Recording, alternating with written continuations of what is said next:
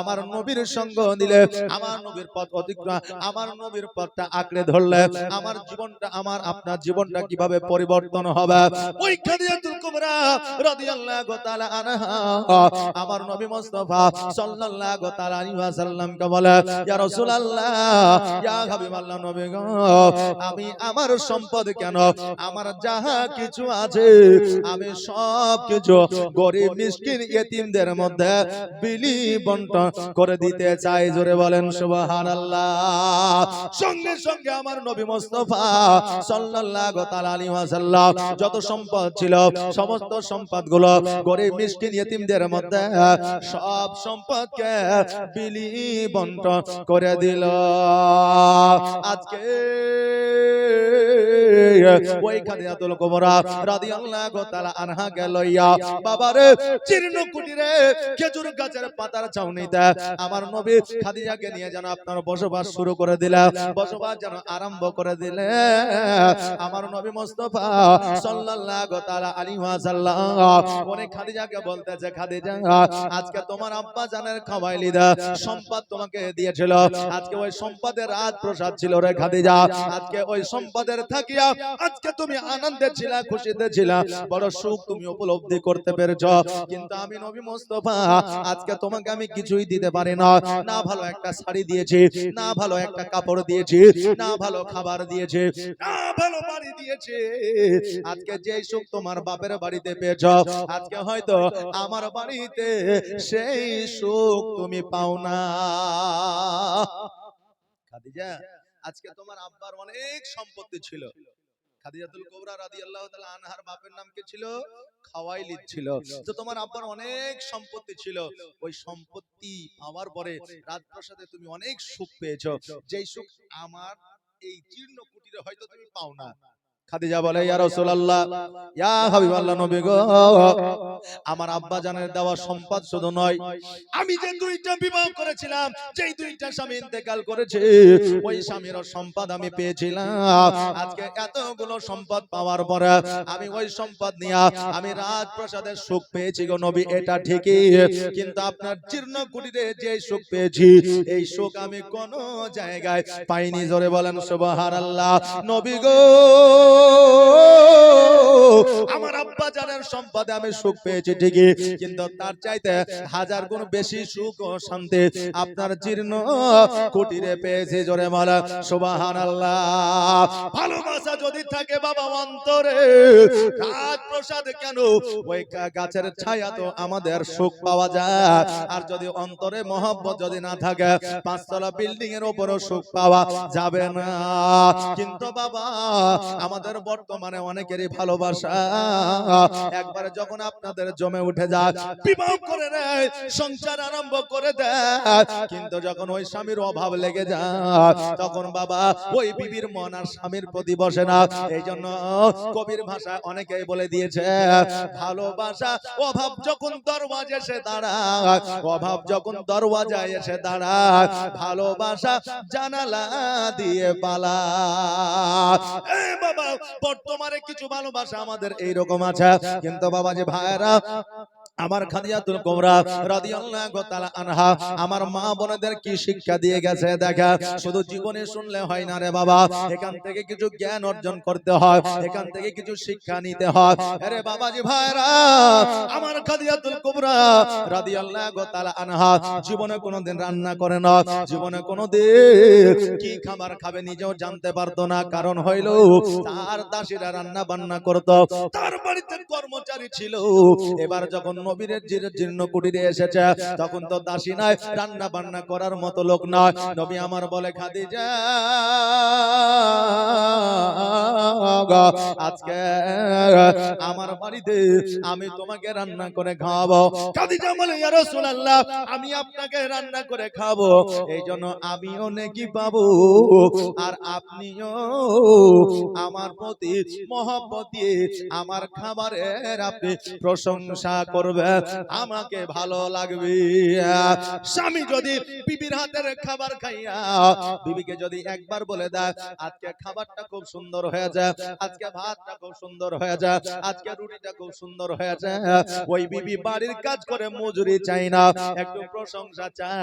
আর স্বামীর মুখ থেকে যদি একটু প্রশংসা পেয়ে যায় ওই বিবি খুশি হয়ে যায়। বাবাজি ভাইরা, এটা আমার কথা নয়, আপনার কথা নয়, আমার নবী মুস্তাফা সাল্লাল্লাহু তাআলা আলাইহি ওয়াসাল্লাম বলেছে, হে আমার উম্মতে, হে আমার উম্মতেরা, আজকে তোমার বিবিরা যখন তোমাদের রান্না বান্না করে খাওয়াবে একটু বিবির প্রশংসা করে দিবে, ওই বিবি খুশি হয়ে যাবে।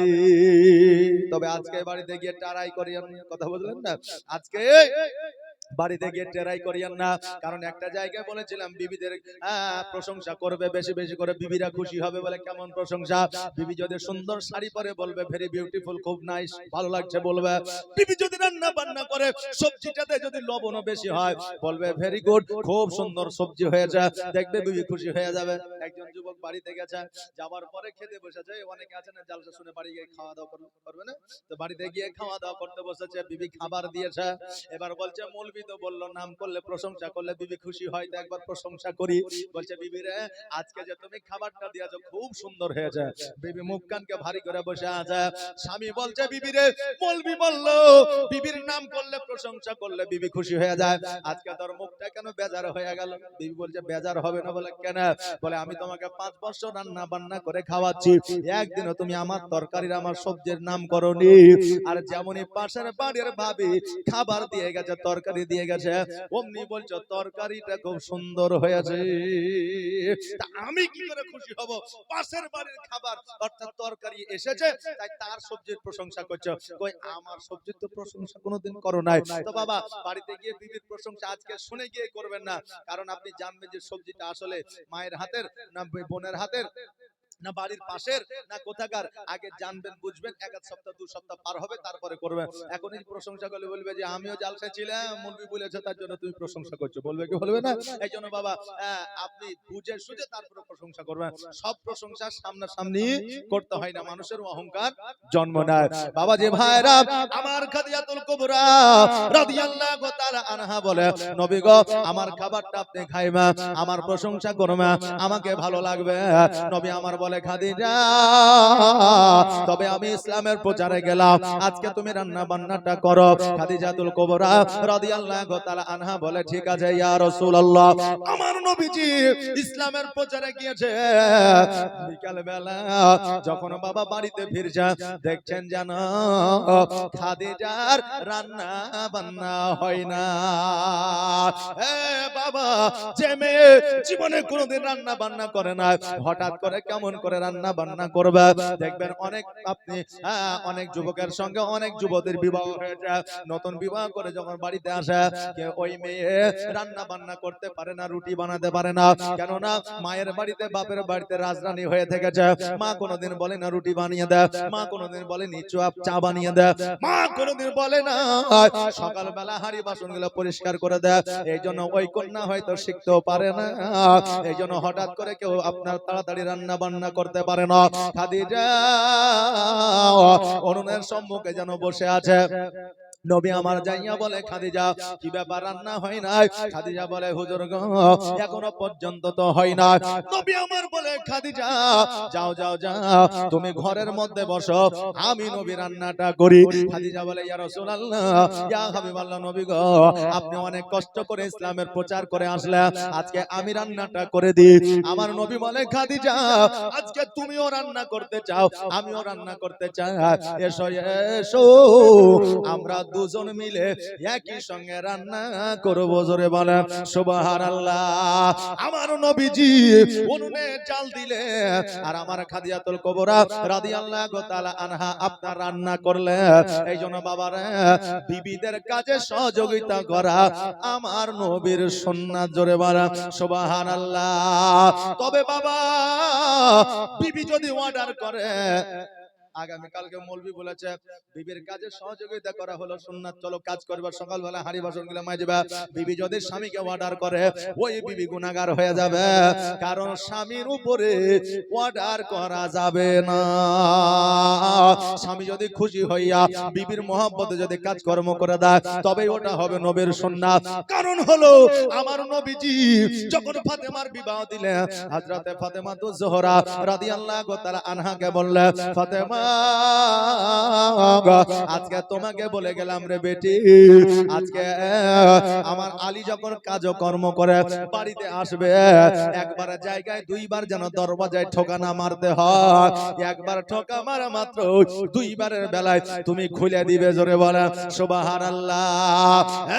ফাতেমা জীবনে যতদিন পর্যন্ত জগতের মধ্যে হায়াতে থাকবে, জীবনে কোনোদিন স্বামীকে অর্ডার করবে না।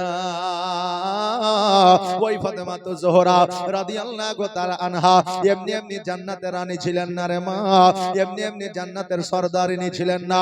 ওই আমার ফাতেমা যেই দিন থেকে আমার নবীজির কথাটাকে শুনে নিল, ওই দিন থেকে আমার আলী যখনই বাড়িতে আসতো একবার ঠকা মারা আর দ্বিতীয়বার ঠকা দিতে হইতো না। আলী জিজ্ঞাসা করেছিল, ফাতেমা আমার একদিন, দুই দিন, তিন দিন সঠিক সময়ে তুমি দরজা খুলতে পারো, কিন্তু প্রতিদিন সঠিক সময়ে তুমি দরজা কেমন করে খোলো? একবার ডাকার পরে দ্বিতীয়বার ডাকতে হয় না। আমার ফাতেমা বলেছিল, স্বামী গো, আমার বাড়িতে যত কাজকর্ম আছে, আমি যত ইবাদত উপাসনা করি, সমস্ত কাজ কমপ্লিট করার পরে আমি যখন বুঝতে পারি আমার স্বামীর আসার সময় হয়ে গেছে, তখন আমি বিছানায় না শুয়ে থাকিয়া, তখন আমি কোনো কাজে কর্মে রত না হইয়া থাকিয়া আমি দরওয়াজার কাছে গিয়ে দাঁড়িয়ে থাকি। আমার স্বামী আসবে, আওয়াজ দিবে, আমার স্বামীর জন্য দরওয়াজাটা খুলে দিব। জোরে বলে সুবহানাল্লাহ। হ্যাঁ বাবাজি ভাইরা, ও আমার মায়েরা, আজকে স্বামীকে অর্ডার করতে পাবে না। স্বামী যদি নিজে ইচ্ছায় কাজ কর্ম করে দেয়, ওটাই হবে নবীজির সুন্নাত। জোরে বলেন সুবহানাল্লাহ। খাদিজা রাদিয়াল্লাহু তাআলা আনহা আর আমার নবী মুস্তাফা সাল্লাল্লাহু তাআলা আলাইহি ওয়াসাল্লাম একই সঙ্গে যেন রান্না বান্না করলেন। জোরে বলা সুবহানাল্লাহ। নবী আমার বলে, খাদিজা আজকে আমাদের আব্বা নাই মা নাই, আজকে তোমারও আব্বা নাই মা নাই, আজকে আমরা জগতের মধ্যে বড় একা। তবে খাদিজা আজকে আমার বিপদ হইলে, আজকে আমার আপদ হইলে, আজকে খাদিজা তুমি ছুটে আসো। ও খাদিজা, তোমার বিপদ আপদ হইলে আমি নবী ছুটে যাই। কারণ হইল আমার নবী যখন নামাজে রত হইতা, উতবা সাইবা আমার নবীর মাথার উপরে উটের ভুঁড়ি চাপায়া দিত। খাদিজা রাদিয়াল্লাহু তাআলা আনহা বাবারে ওই উটের ভুঁড়ি খানা নামায়া আমার নবীজিকে সঙ্গে করে নিয়া বাড়ির মধ্যে আস্ত। জোরে বলা সুবহানাল্লাহ। হে বেরাদার, নবী আমার ইসলামের প্রচার করতে গেছে, আজকে পাথরে আঘাত করে আমার নবীজির শরীরটা রক্তাক্ত করে দিয়েছে। নবী আমার তবুও নামাজ ছাড়ে না। আজকে নবী মুস্তাফা নামাজে যখন রত হইয়া যাইতা, উতবা সাহেবা ভুঁড়ি চাপায়া দিত, তবুও বাবা নামাজ ছাড়ে না। আজকে নবীজি আপনার বন জঙ্গলের মধ্যে যখন আপনার নামাজে রত হইতেন, অনেক সাহাবীদেরকে পাথরের দ্বারা আঘাত করা হইতো, তবুও কোন সাহাবীর নামাজ কাজা না। আজকে বর্তমানে আমরা নামাজ পড়তে গেলে আমাদের কেউ বাধা দেয় না, মসজিদে আজান দিলে আমাদের কেউ বাধা দেয় না, পবিত্র রমজান মাসে রোজা রাখলে আমাদের কেউ বাধা দেয় না। তবুও আমরা এমনই মুসলমান যে আমরা নামাজ রোজা করতে চাই না।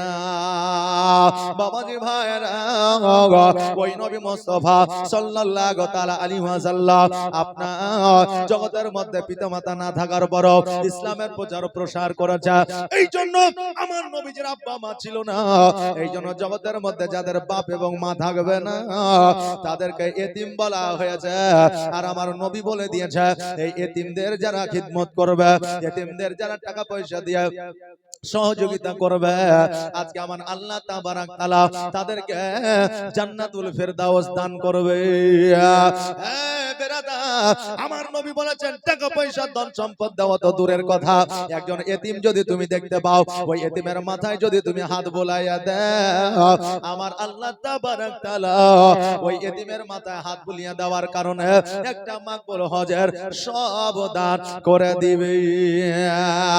আজকে ওই এতিমের সেবা যদি মানুষ যত্ন না করে, এতিমের সেবা যদি না করে, আমার আল্লাহ তাবারক তাআলা বলেছে আমি নিজে ওই এতিমের সেবা যত্ন করি। জোরে বলে সুবহানাল্লাহ। বেরাদার, আজকে দেখবে জগতের মধ্যে আমার সন্তান আপনার সন্তান দেখবে মাসের মধ্যে 2 বার 3 বার অসুস্থ হয়ে যায়, কিন্তু যার বাপ নাই মা নাই, যেই ছেলেটা ধুলোবালিতে গড়াগড়ি করে আজকে বছরের বছর পার হয়ে যায়, তার শরীরে রোগ বালা না। কেন না?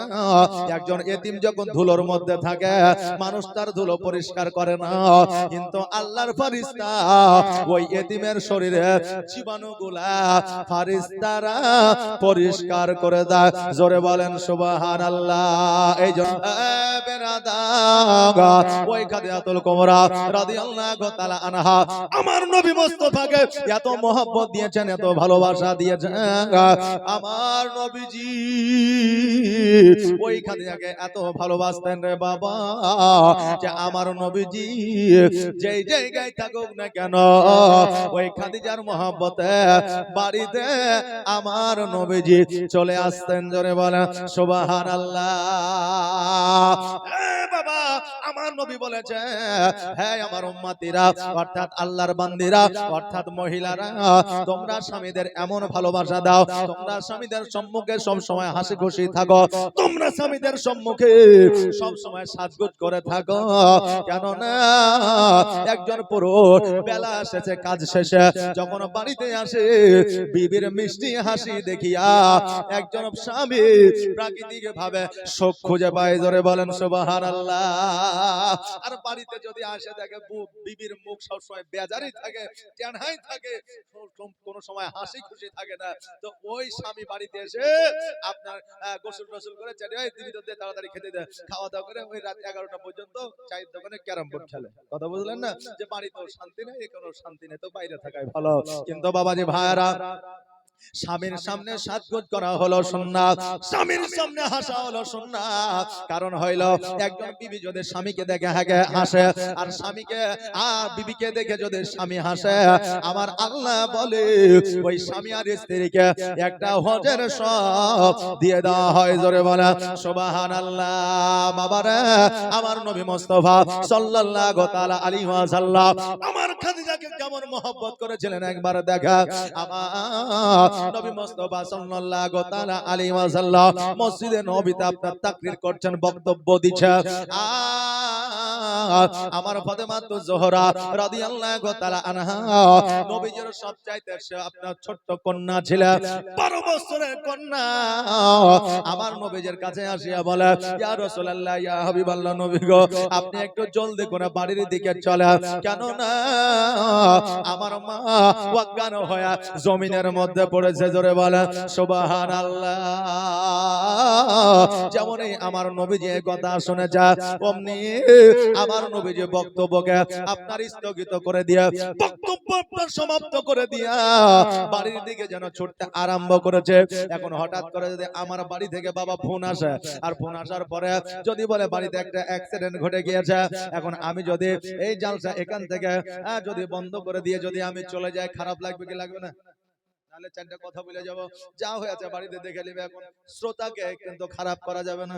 আমাদের মন মানসিকতা, মাঠে গিয়েছে আলুর জমিতে পানি দিচ্ছে, সন্তান গিয়ে বলছে মা অজ্ঞান হয়ে গেছে, বাড়িতে পড়ে গেছে, বলে তাড়াতাড়ি করে জলদি করে তোরা ওই আপনার হাতুড়িয়া ডাক্তারের কাছে নিয়ে যা, মনে হয় প্রেসারটা হাই হয়েছে, আমি পানি দেওয়ার পরে আসছি।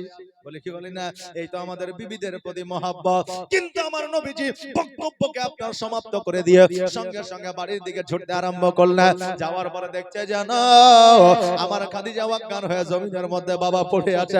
আমার নবীজি ওই খাদিজা মাথা কানা নিয়ে নিজের জান মুবারক উপরে রাখলেন আর পানির ছিটা দিয়ে দিলেন। সূরা ফাতিহা পড়ে জোরে বলেন সুবহানাল্লাহ। এ বাবা সূরা ফাতিহার এত গুণ আছে আমরা হয়তো অনেকে জানি না।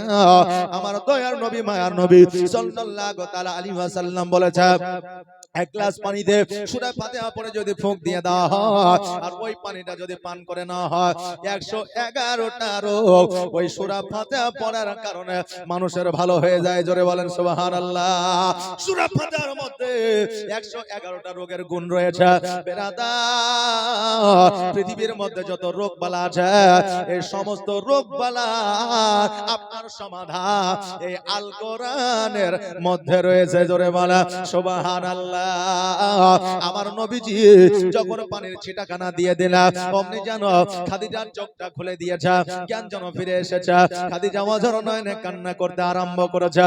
নবী আমার বলে খাদিজা তুমি কেন কান্না করো, তোমার চোখে কেন পানি? এই খাদিজা আজকে তোমার শরীরে রোগ নাই, বালা নাই, জ্বর নাই, জ্বালা নাই। আজকে তোমার কোনো হার্টের প্রবলেম নাই, সুগারের প্রবলেম না, আজকে তোমার থাইরয়েডের প্রবলেম না। আজকে তুমি অজ্ঞান হয়ে জমিনের মধ্যে কেন পড়ে যাও? আজকে আমার আপনার প্রশ্ন হতে পারে তখন তো আপনার কোন রকমের ল্যাবরেটরি, কোন রকমের ল্যাব ছিল না, কোন রকমের আপনার রক্ত পরীক্ষা করার মেশিন ছিল না, ইসিজি ছিল না, তখনকার আমলে সিটি স্ক্যান ছিল না, তখনকার আমলে বাবা কোন রকমের আমাদের দেহ পরীক্ষা করার মতো মেশিন ছিল না। তা আমার নবী কেমন করে জানলো খাদিজার শরীরে রোগ বালা না? কেন না আমার নবীর চাইতে বড় ডাক্তার তখনকার আমলে কেউ ছিল না, এখনো না, কিয়ামত পর্যন্ত হবে না। কারণ আমার নবীজি ডাক্তারেরও ডাক্তার। জোরে বলেন সুবহানাল্লাহ। ওই নবীজি বলে খাদিজা আজকে তোমার শরীরে রোগ নাই, বালা নাই, মুসিবত নাই, জ্বর নাই, জ্বালা নাই, কোন রকমের সমস্যা নাই, তবুও তুমি অজ্ঞান হয়ে জমিনের মধ্যে পড়ে যাও কেন? আমার খাদিজাতুল কুবরা রাদিয়াল্লাহু তাআলা আনহা দুই চোখের পানি ছেড়ে দিয়ে বলে ইয়া রাসূলুল্লাহ, ইয়া হাবিবাল্লাহ, নবী গো আমি জানি আমার শরীরে কোনো রোগ নাই, বালা নাই, মুসিবত নাই, জ্বর নাই, জ্বালা নাই, কোন রকমের রোগ নাই, তবু আমি অজ্ঞান হয়ে জমিনের মধ্যে পড়ে যাই কারণ আমার মধ্যে একটা মানুষ রোগ বসবাস করছে। বাবারে জগতের মধ্যে আপনার সব কিছুর ওষুধ আছে, জ্বরের ওষুধ আছে, থাইরয়েডের ওষুধ আছে, সুগারের ওষুধ আছে, এমনকি ক্যান্সারের পর্যন্ত ওষুধ বের হয়ে যায়, কিন্তু মানসিক রোগের আপনার কোন প্রকারের ওষুধ না আছে। মানসিক রোগের ওষুধ না। খাদিজা বলে ইয়া রাসূলুল্লাহ আজকে আমি মানসিক রোগে ভুগছি। বলে কেমন? বলে কি করে? খাদিজা বলে ইয়া রাসূলুল্লাহ আপনি একদিন আমাকে কবর সম্পর্কে বলেছিলেন, কবর সম্পর্কে বলেছিলেন, ডান দিকের মাটি বাম দিকের মাটি বান্দাদের চাপ দেবে, হাড় হাড্ডিগুলো আটার মতো পেশাই করে দিবে। নবী গো পুলসিরাতের কথা বলেছে, মানুষ পুলসিরাত পার হইতে পারবে না, কাটা বিচ্ছু সাপের মধ্যে পড়ে যাবে। নবী গো আপনি জাহান্নামের কথা বলেছেন, যেই জাহান্নামে নিক্ষেপ করলে 70 বছর ওই জাহান্নামের মধ্যে পড়তে সময় লাগবে। নবী গো আজকে আপনি মিজানের কথা বলেছেন, ইয়া রাসূলুল্লাহ ইয়া হাবিবাল্লাহ, নবী গো আমি খাদিজা ওই কবরের আযাব সম্পর্কে যখন আমার চিন্তা ভাবনা চলে আসে, জাহান্নামের আযাবের যখন চিন্তা ভাবনা চলে আসে, ওই মিজানের পাল্লা যখন আমার চিন্তা ভাবনা চলে আসে, ওই পুলসিরাতের রাস্তা যখন চিন্তা ভাবনা চলে আসে, নবী গো খোদার কসম করে বলি আমি খাদিজা অটোমেটিক অজ্ঞান হয়ে জমিনে পড়ে যায়। জোরে বলেন সুবহানাল্লাহ।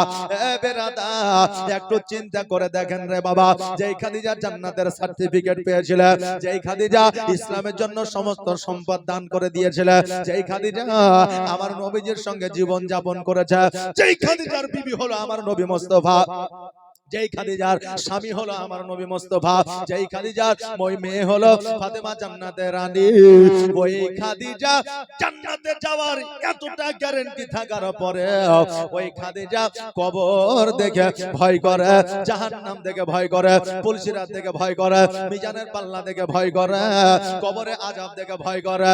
আর আজকে আমরা সামান্য নবীর উম্মতি হইয়া আমরা কবরের আযাবকে ভয় করা তো দূরের কথা, আমরা মরব এই কথা আমাদের মনে পড়ে না। আমার দয়ার নবী মায়ার নবী সাল্লাল্লাহু তাআলা আলাইহি ওয়াসাল্লাম বলেছে, হে আমার উম্মতি, তোমরা যদি প্রতিনিয়ত প্রতিদিন যদি মরণকে তোমরা 70 বার করে স্মরণ করো, কতবার বললাম? কতবার? 70 বার করে যদি স্মরণ করো, কাল কিয়ামতের দিনে আমার আল্লাহ তাবারক তাআলা শহীদের দরওয়াজা দান করবে। জোরে বলেন সুবহানাল্লাহ। আরে বাবা, তবে মরণকে মরণের মতো করে স্মরণ করতে হবে। এখন মরবই তো, মরে যাবই তো, মরতেই তো হবে, বেঁচে থাকার জন্য আসেনি। এরকম কমন ডায়লগ তো অনেকেরই আছে, এই সারা জীবন মরবো নাকি রে, এই সারা জীবন বাঁচতে এসেছি নাকি, একদিন তো মরবই, বলে কি বলে না? কিন্তু এটা আদৌ কি মরণকে স্মরণ করা হলো না। একজন যখন ফাঁসির মঞ্চে দাঁড় হয়ে যায়, মার পুলিশ প্রশাসন বা যখন সরকারি স্টাফ আপনার টাইম দেখে, ঘড়ি দেখে, আর 5 মিনিট পরে তার ফাঁসি হবে, তার অবস্থা কেমন থাকবে? ভালো থাকবে? হাসবে? চিকেন বিরিয়ানি খাবে? যে একজন কমেডি ভিডিও বানাইছে বুঝলে, এখন তো মোবাইলে ভিডিও এটা সেটা সবই দেখা যায়, তো মোবাইলে ভিডিও বানাইছে, একজন ছেলেকে ধরেছে 2-4 জন মিলে, আর একজন বলছে আজকে তো খতম করে দেব। তো তোর শেষ ইচ্ছা কি বল, তুই আর আজকে বাঁচবি না। তো বলছে আমার শেষ ইচ্ছা হয়েছে, আমি কালো আছে, আমাকে ধলো করে দাও। আমার শেষ ইচ্ছে, আমি কালো আছে, আমাকে ধলো করে দাও। তো বলছে আমি তোকে জীবনে ধলো করতে পারবো না, আর তোকে আমি মারবো না, যা তোকে ছেড়ে দিলাম, জীবনে বাঁচিয়ে দিলাম, যা। কথা বললেন না? তো এই মরণ নিয়ে আমরা অনেকে ঠাট্টাই আর কি ফাইজলামও করি, নাকি বলে? জি করি না? করি। কিন্তু মরতে হবে এটা তো আমরা সবাই জানি। এটাও জানি যে আমরা জগতের মধ্যে থাকবো 50 বছর, 60 বছর, 70 বছর, কিন্তু কবরে অমর ভর, তাই না? কবরে অমর ভর।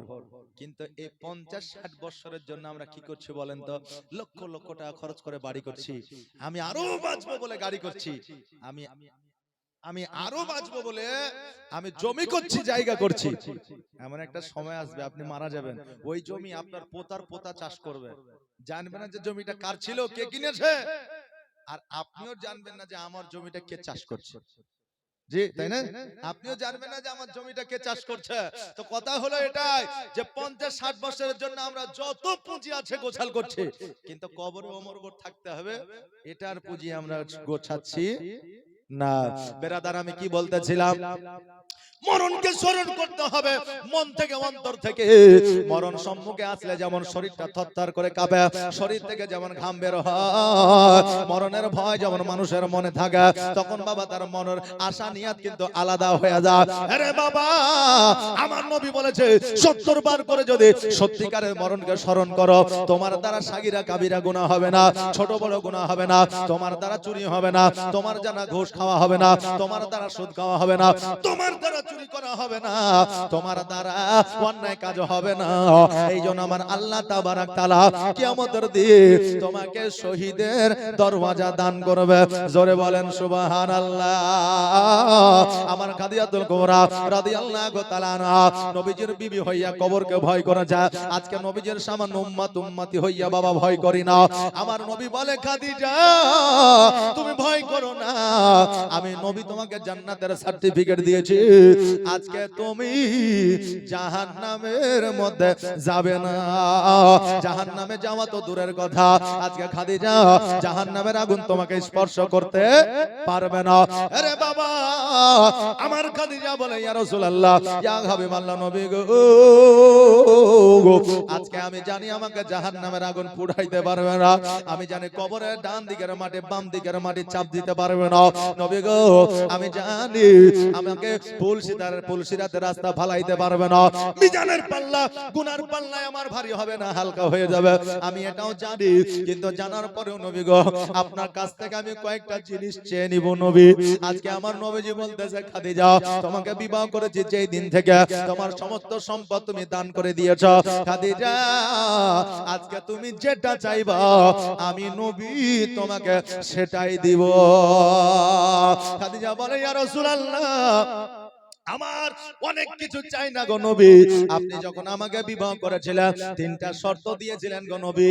আজকে আমি আপনাকে 3টা ওসিয়ত করব। ওসিয়ত বুঝেন? এ বাবা, ওসিয়ত বুঝেন? যে মারা যাওয়ার আগে যদি কেউ বলে যে আমাকে অমুক কবরস্থানে আমাকে দাফন করিস, এটা হচ্ছে ওসিয়ত। কেউ যদি মারা যাওয়ার আগে সন্তান আদি পোতা পুতিনকে বলে যে অমুক লোকটা আমার কাছে 50 টাকা পাবে, তাকে দিয়ে দিস, এটাকে বলা হয় ওসিয়ত। খাদিজা বলছে, হুজুর গো, আমাকে 3টা আপনি শর্ত দিয়ে বিবাহ করেছিলেন, আজকে আমি 3টা ওসিয়ত আপনাকে করে যেতে চাই। এই 3টা ওসিয়ত আমার পূরণ করবে। এই মামুনেরা কান করে শুনলেন। আজকে আমরা মারা যাওয়ার আগে আমরা স্বামীদের বলি, মেয়েদের বলি, ছেলেদের বলি, আমি যখন মরে যাব আমার কানেরটা আমার ছোট বিটিকে দিস। বলে কি বলে না? তা আমি যখন মরে যাব তো আমার নামে যে জমি কেন আছে এটা বড় বেটাকে দিস, কারণ বড় বহু দেখছে আমাকে। আমি যখন মরে যাব তা আমার বাক্সে যে ক্যাথাগুলো আছে এই ক্যাথাগুলো আমার ছোট বহুকে দিস। আমাদের ওসিয়ত হচ্ছে এইরকম, কথা বললেন না? কিন্তু আমি যখন মরে যাব আমার নামে মসজিদে একটা খাটলি দিয়ে দিস। আমি যখন মরে যাব আমার নামে মসজিদে একটা চাদর দিয়ে দিস। আমি যখন মরে যাব আমার নামে মসজিদে একটা জানালা দিয়ে দিস। আমি যখন মরে যাব একটা মাদ্রাসায় কোরআন দিয়ে দিস। আমি যখন মারা যাব একটা মাদ্রাসায় ইট দিয়ে দিস। এইরকম ওসিয়ত আমাদের নাই। যে এরকম ওসিয়ত নাই। কিন্তু আমার খাদিজা কেমন নারী ছিলেন দেখেন। খাদিজা বলতেছে, ইয়া রাসূলুল্লাহ, ইয়া হাবিবাল্লাহ, নবী গো, আমি যখন ইন্তেকাল করব আমাকে 3টা ওসিয়ত দিবেন। নবী আমার বলে, খাদিজা কি কি ওসিয়ত বলো? তুমি যে ওসিয়ত বলবে আমি নবী সেই ওসিয়ত পূরণ করব। খাদিজা রাদিয়াল্লাহু তাআলা আনহা বলে, ইয়া রাসূলুল্লাহ, ইয়া হাবিবাল্লাহ, নবী গো, আমি যখন ইন্তেকাল করব আমার গোসলটা আপনি নিজের হাতে বানায়া দিবেন। জোরে বলেন সুবহানাল্লাহ। নবী আমার বলে, খাদিজা আজকে একজন মহিলা যখন ইন্তেকাল করে ওই মহিলার গোসল মহিলা দেয়, আমি নবী কেন তোমার গোসলটা দেব? খাদিজা বলে, ইয়া রাসূলুল্লাহ, ইয়া হাবিবাল্লাহ, নবী গো, আপনাকে যেই দিন থেকে আমি বিবাহ করেছি ওই দিন থেকে আজকে মক্কা নগরে আজকে আরবের পুরুষরা তো দেখা দূরের কথা, আজকে আরবের নারীরা আমাকে ঠিক মতো দেখে নাই। জোরে বলা সুবহানাল্লাহ। কেমন পর্দা ছিল রে বাবা, একবার দেখলে রে বাবা। যে ভাইরা, আমার মা খাদিজাতুল কুবরা রাদিয়াল্লাহু তাআলা আনহা বললেন, ইয়া রাসূলুল্লাহ, ইয়া হাবিবাল্লাহ, নবী গো, এই জন্য আপনি আমার গোসলটা বানিয়ে দিবেন। একজন নারী যখন আমার গোসলটা বানিয়ে দেবে ওই নারী অপর নারীর সম্মুখে আলোচনা সমালোচনা করবে, এই জন্য আপনি আমার গোসলটা বানিয়ে দেবেন। নবী আমার বললে, ঠিক আছে আমি তোমার গোসল বানিয়ে দেব। তোমার দ্বিতীয় ওসিয়তটা বলো। বলে, হুজুর গো, দ্বিতীয় ওসিয়ত হইল আজকে জগতের কোন নতুন কাপড় আমাকে দেবেন না, আপনার পুরানো জুব্বা দিয়া আমার কাফন বানায়া দিবেন। জোরে বলে সুবহানাল্লাহ। নবী আমার বলে, খাদিজা আজকে তোমাকে আমি একটা নতুন কাপড় দেব, আজকে আমার জুব্বা কেন চাও? আমার খাদিজা বলে, ইয়া রাসূলুল্লাহ, আপনার জুব্বা যদি আমার শরীরে থাকে গো নবী, আজকে জাহান্নামের আগুন আমাকে পুড়াইতে পারবে না। নবী আমার বলে, তোমার তৃতীয় ওসিয়ত বলো। বলে, আমার তৃতীয় ওসিয়ত হইল আজকে আমাকে কবরে যেন কোনো কেউ পুরুষ না নামায়।